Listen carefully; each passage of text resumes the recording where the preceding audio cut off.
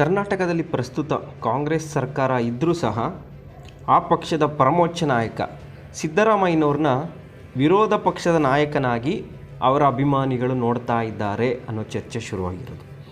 ನಾನು ಯಾಕೆ ವಿರೋಧ ಪಕ್ಷದ ನಾಯಕ ಅನ್ನೋ ಪದ ಯೂಸ್ ಮಾಡಿದೆ ಅಂದರೆ 2018ರಲ್ಲಿ ಸಿದ್ದರಾಮಯ್ಯನವರ ಸರ್ಕಾರ ಪತನ ಆಗಿ ಕರ್ನಾಟಕದಲ್ಲಿ ಸಮ್ಮಿಶ್ರ ಸರ್ಕಾರ ಬರುತ್ತೆ, JDS ಕಾಂಗ್ರೆಸ್. ಅಲ್ಲಿಂದಾನೇ ಸಿದ್ದರಾಮಯ್ಯನವರು ವಿರೋಧ ಪಕ್ಷದ ನಾಯಕರಾಗ್ಬಿಡ್ತಾರೆ. ಕಾಂಗ್ರೆಸ್ JDS ಸಮ್ಮಿಶ್ರ ಸರ್ಕಾರ ಇದ್ದರೂ ಸಹ ಸಿದ್ದರಾಮಯ್ಯನವರು ಮುಖ್ಯಮಂತ್ರಿ ಸ್ಥಾನದಿಂದ ಕೆಳಗಿಳಿದಿರೋದನ್ನು ಅವರ ಅಭಿಮಾನಿಗಳು ಸಹಿಸಿಕೊಳ್ಳೋದಿಲ್ಲ. ಮತ್ತು ಕಾಂಗ್ರೆಸ್ ಪಕ್ಷದ ಹಲವು ಶಾಸಕರು ಕೂಡ ಸಿದ್ದರಾಮಯ್ಯನವ್ರನ್ನ ಮಾಜಿ ಮುಖ್ಯಮಂತ್ರಿಯಾಗಿ ನೋಡೋದಕ್ಕೆ ಇಷ್ಟನೇ ಪಡೋದಿಲ್ಲ. ಆ ಸಂದರ್ಭದಲ್ಲಿ ಹಲವು ಬೆಳವಣಿಗೆಗಳು ನಡೆಯುತ್ತೆ. ಕುಮಾರಸ್ವಾಮಿಯವರು ಮುಖ್ಯಮಂತ್ರಿ ಆಗಿದ್ದಾಗ ಸಿದ್ದರಾಮಯ್ಯನವರು ಧರ್ಮಸ್ಥಳದ ಶಾಂತಿವನಕ್ಕೆ ಹೋಗ್ತಾರೆ ವಿಶ್ರಾಂತಿಗೆ. ಆ ಟೈಮ್ನಲ್ಲಿ ಹಿಂಡು MLAಗಳು ಸಿದ್ದರಾಮಯ್ಯನವ್ರನ್ನ ಮೀಟ್ ಮಾಡೋದಕ್ಕೆ ಹೋಗ್ತಾ ಇರ್ತಾರೆ, ಕಾಂಗ್ರೆಸ್ MLAಗಳು. ಅದು ದೊಡ್ಡ ಸುದ್ದಿ ಆಗ್ತಾ ಇರುತ್ತೆ. ಇವತ್ತು 10 ಜನ ಹೋದರೆ ಮತ್ತೆ ನಾಳೆ 10 ಜನ, ಮತ್ತೆ 10 ಜನ, ಆ ರೀತಿ ಒಂದು ವಾರ ತನಕ ಆ ಬೆಳವಣಿಗೆಗಳು ನಡೀತಾನೇ ಇರುತ್ತೆ. ಸಾಮಾಜಿಕ ಜಾಲತಾಣದಲ್ಲಿ ಮತ್ತು ಮಾಧ್ಯಮಗಳಲ್ಲಿ ದೊಡ್ಡದಾಗಿ ಸುದ್ದಿ ಆಗ್ತಾ ಇರುತ್ತೆ. ಸಿದ್ದರಾಮಯ್ಯನವರು ಇವತ್ತು MLAಗಳ ಜೊತೆ ಮಾತನಾಡಿದ್ರು, ರಹಸ್ಯವಾಗಿ ಚರ್ಚೆ ಮಾಡಿದ್ರು, ಅದು ಇದು ಅಂತ ಏನೇನೋ ಅಂತೆ ಸುದ್ದಿಗಳು ಬರ್ತಾನೆ ಇರುತ್ತೆ. ಇತ್ತ ಕುಮಾರಸ್ವಾಮಿಯವರಿಗೆ ಡವ ಜಾಸ್ತಿ ಆಗ್ತಾನೆ ಇರುತ್ತೆ. ಯಾಕಂದರೆ ಸಿದ್ದರಾಮಯ್ಯನವ್ರನ್ನ ವಿಶ್ವಾಸಕ್ಕೆ ತೆಗೆದುಕೊಳ್ಳದೆ ಸರ್ಕಾರ ನಡೆಸೋದು ಅಷ್ಟು ಸುಲಭ ಆಗಿರೋದಿಲ್ಲ. ಹೀಗಾಗಿ ಕುಮಾರಸ್ವಾಮಿಯವ್ರಿಗೂ ಕೂಡ ಆತಂಕ ಆಗ್ತಾ ಇರುತ್ತೆ. ಇದ್ರ ಮಧ್ಯೆ ಒಂದು ದಿನ ಶಾಂತಿವನದಲ್ಲಿ ಸಿದ್ದರಾಮಯ್ಯನವರು ಆಡಿದಂಥ ಒಂದು ಮಾತು ಬಿರುಗಾಳಿಯನ್ನೇ ಸೃಷ್ಟಿ ಮಾಡಿಬಿಡುತ್ತೆ. ಆಪ್ತರ ಜೊತೆ ಮಾತಾಡುವಾಗ, ಸರ್ ಕುಮಾರಸ್ವಾಮಿಯವ್ರ ಸರ್ಕಾರ 5 ವರ್ಷ ಇರುತ್ತಾ ಕರ್ನಾಟಕದಲ್ಲಿಂದಾಗ, ಲೋಕಸಭಾ ಚುನಾವಣೆ ತನಕ ಇರುತ್ತೆ, ಆಮೇಲೆ ನೋಡೋಣ ಅಂತ ಸಿದ್ದರಾಮಯ್ಯನವ್ರು ಹೇಳ್ತಾ ಇರೋದನ್ನ ಯಾರೋ ಅದನ್ನು ವೀಡಿಯೋ ಮಾಡಿ ಆ ವಿಡಿಯೋ ವೈರಲ್ ಮಾಡಿಬಿಡ್ತಾರೆ. ಅದು ದೊಡ್ಡ ಸುದ್ದಿ ಆಗೋದು. ಕುಮಾರಸ್ವಾಮಿಯವ್ರ ಸರ್ಕಾರ ಬರೀ ಲೋಕಸಭಾ ಚುನಾವಣೆಯವ್ರು ಮಾತ್ರ ಇರುತ್ತಂತೆ, ಸಿದ್ದರಾಮಯ್ಯನವ್ರು ಹೇಳ್ಬಿಟ್ಟಿದ್ದಾರೆ, ಸಿದ್ದರಾಮಯ್ಯನವ್ರು ಈ ರೀತಿ ಹೇಳಿದ್ದಾರೆ ಅಂದರೆ ಏನೋ ಆಗುತ್ತೆ ಲೋಕಸಭಾ ಚುನಾವಣೆ ಆದಮೇಲೆ ಅಂತೆಲ್ಲ ಚರ್ಚೆಗಳು ಶುರು ಆಗುತ್ತೆ. ಅದೇ ರೀತಿ ಕರ್ನಾಟಕದಲ್ಲಿ 2019ರ ಲೋಕಸಭಾ ಚುನಾವಣೆ ಆದಮೇಲೆ ಕುಮಾರಸ್ವಾಮಿಯವರ ಸರ್ಕಾರ ಪತನ ಆಗುತ್ತೆ, ಮತ್ತೆ BJP ಸರ್ಕಾರ ಅಸ್ತಿತ್ವಕ್ಕೆ ಬರುತ್ತೆ. ಆಗ ಸಿದ್ದರಾಮಯ್ಯನವರು ವಿರೋಧ ಪಕ್ಷದ ನಾಯಕರಾಗ್ತಾರೆ ಅಧಿಕೃತವಾಗಿ. ಅಲ್ಲಿಂದ ಸಿದ್ದರಾಮಯ್ಯನವರ ಸೆಕೆಂಡ್ ಇನ್ನಿಂಗ್ ಶುರು ಆಗುತ್ತೆ. ಸಿದ್ದರಾಮಯ್ಯನವ್ರನ್ನ ಮುಖ್ಯಮಂತ್ರಿ ಮಾಡಲೇಬೇಕು ಅಂತೇಳಿ ಅವರ ಅಭಿಮಾನಿಗಳು ಮತ್ತೆ ಟೊಂಕ ಕಟ್ಟಿ ನಿಲ್ತಾರೆ. 2023ರ ಚುನಾವಣೆ ತನಕ ಸಿದ್ದರಾಮಯ್ಯನವ್ರಿಗೆ ರಾಜ್ಯಾದ್ಯಂತ ಅಭೂತಪೂರ್ವ ಬೆಂಬಲವನ್ನು ಕೊಡ್ತಾ ಬರ್ತಾರೆ. ಸಿದ್ದರಾಮಯ್ಯನವ್ರು ಯಾವುದೇ ಸಮಾವೇಶಕ್ಕೆ ಹೋದರೂ ಲಕ್ಷಾಂತರ ಜನ ಸೇರ್ತಾ ಇರ್ತಾರೆ. ಸಿದ್ದರಾಮಯ್ಯನವ್ರು ಬಂದರೆ ಸಾಕು, ಅವ್ರ ಮಾತನ್ನು ಕೇಳಬೇಕು ಅಂತ ಜಾತಕ ಪಕ್ಷಿಗಳನ್ನು ಕಾಯ್ತಾ ಇರ್ತಾರೆ. ಈ ರೀತಿ ಸಿದ್ದರಾಮಯ್ಯನವ್ರ ಜನಪ್ರಿಯತೆ ಏರ್ತಾನೇ ಹೋಗುತ್ತೆ. ಕಡೆಗೆ 2023ರ ಚುನಾವಣೆ ಹತ್ತಿರ ಬರ್ತಿದ್ದಾಗೆ ಸಿದ್ದರಾಮಯ್ಯನವರು ದಾವಣಗೆರೆಯಲ್ಲಿ ಸಿದ್ದರಾಮೋತ್ಸವ ಅನ್ನೋ ಕಾರ್ಯಕ್ರಮ ಮಾಡ್ತಾರೆ. ಆ ಕಾರ್ಯಕ್ರಮ ಕರ್ನಾಟಕ ರಾಜಕಾರಣದ ದಿಕ್ಕನ್ನೇ ಬದಲಾಯಿಸ್ಬಿಡುತ್ತೆ. ಮತ್ತು ಕರ್ನಾಟಕದಲ್ಲಿ ಸಿದ್ದರಾಮಯ್ಯನವರ ನೇತೃತ್ವದಲ್ಲಿ ಕಾಂಗ್ರೆಸ್ ಸರ್ಕಾರ ಅಸ್ತಿತ್ವಕ್ಕೆ ಬಂದೇ ಬರುತ್ತೆ ಅನ್ನೋ ಒಂದು ಸುಳಿವನ್ನು ಕೊಟ್ಬಿಡುತ್ತೆ.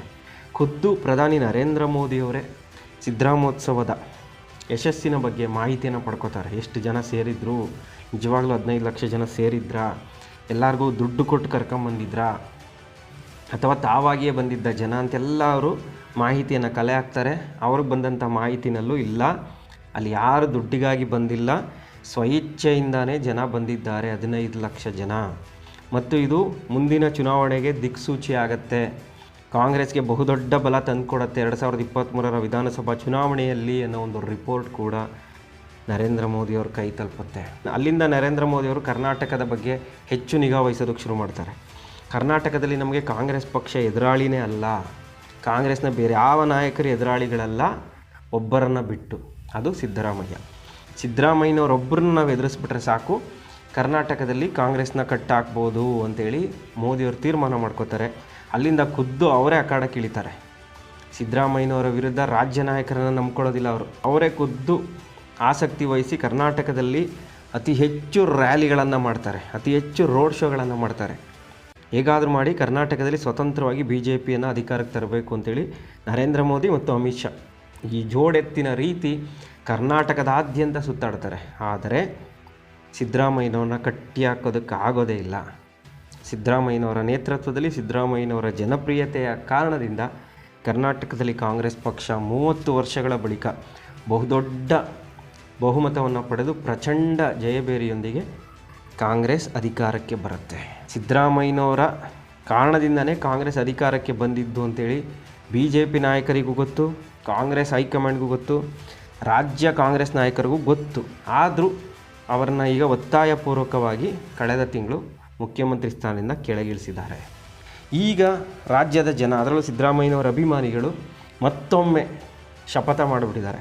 2028ಕ್ಕೆ ಸಿದ್ದರಾಮಯ್ಯನವರ ಸರ್ಕಾರವನ್ನು ಅಸ್ತಿತ್ವಕ್ಕೆ ತರಲೇಬೇಕು ಅಂತೇಳಿ ಹಠ ತೊಟ್ಟು ನಿಂತಿದ್ದಾರೆ. ರಾಜ್ಯಾದ್ಯಂತ ಕಳೆದ 1 ತಿಂಗಳಿಂದ ಸಿದ್ದರಾಮಯ್ಯನವರ ಪರವಾಗಿ ಸೈಲೆಂಟಾಗಿ ಪ್ರಚಾರ ಕಾರ್ಯ ನಡೀತಾ ಇದೆ. ಸಿದ್ದರಾಮಯ್ಯನವರು ಅಧಿಕಾರದಲ್ಲಿದ್ದಾಗ ಶೋಷಿತ ಸಮುದಾಯಗಳಿಗೆ ಮತ್ತು ಎಲ್ಲ ಜಾತಿಯ ಬಡವರಿಗೆ ಯಾವ ರೀತಿ ಯೋಜನೆಗಳನ್ನ ತಂದು ಉಪಯೋಗ ಮಾಡಿಕೊಟ್ರು ಅನ್ನೋದನ್ನು ಪ್ರತಿ ಹಳ್ಳಿಗೂ ತಲುಪಿಸ್ತಾ ಇದ್ದಾರೆ. ಮತ್ತು 2028ಕ್ಕೆ ಮತ್ತೆ ಸಿದ್ದರಾಮಯ್ಯನವ್ರನ್ನ CM ಮಾಡಬೇಕು. ಆ ಸಂದರ್ಭದಲ್ಲಿ ಅವರು ಮುಖ್ಯಮಂತ್ರಿ ಆದಮೇಲೆ ಅರ್ಧಕ್ಕೆ ಇಳಿಸೋ ಆಗಿಲ್ಲ, ಪೂರ್ಣ 5 ವರ್ಷ ಸಿದ್ದರಾಮಯ್ಯನವರು ಮುಖ್ಯಮಂತ್ರಿ ಆಗಬೇಕು. ಆ ರೀತಿ ನಾವು ಕಾಂಗ್ರೆಸ್ ಹೈಕಮಾಂಡ್ಗೆ ಮೆಸೇಜ್ ಕೊಡಬೇಕು ಅನ್ನೋ ಒಂದು ಸಂದೇಶದೊಂದಿಗೆ ರಾಜ್ಯಾದ್ಯಂತ ಸಿದ್ದು ಅಭಿಮಾನಿಗಳು ಮತ್ತು ಅಹಿಂದ ಸಂಘಟನೆಗಳು ಟೊಂಕ ಕಟ್ಟಿ ನಿಂತಿರೋದು, ಅದು ಸಾಮಾಜಿಕ ಜಾಲತಾಣದಲ್ಲಿ ವೈರಲ್ ಕೂಡ ಆಗ್ತಾ ಇದೆ. ಆ ವಿಚಾರ ನೋಡಿ, ಸಾಮಾಜಿಕ ಜಾಲತಾಣದಲ್ಲಿ ಈ ರೀತಿ ಒಂದು ಪೋಸ್ಟು. ಮತ್ತೆ 2028ಕ್ಕೆ ಸಿದ್ದರಾಮಯ್ಯ ಸರ್ಕಾರ, ಸಿದ್ದರಾಮಯ್ಯನವರ ನಾಯಕತ್ವದಲ್ಲಿ ಸಾಮಾಜಿಕ ನ್ಯಾಯದ ಸಂಕಲ್ಪ. ಅಹಿಂದ ಸಂಘಟನೆ ಕರ್ನಾಟಕ ರಾಜ್ಯದ ಎಲ್ಲ 31 ಜಿಲ್ಲೆಗಳಲ್ಲಿ ಮತ್ತು 240 ತಾಲೂಕುಗಳಲ್ಲಿ ಅಹಿಂದ ಜಿಲ್ಲಾಧ್ಯಕ್ಷರು ಮತ್ತು ಅಹಿಂದ ತಾಲೂಕು ಅಧ್ಯಕ್ಷರು ಸಮಿತಿಗಳು ರಚನೆ ಮಾಡೋದು.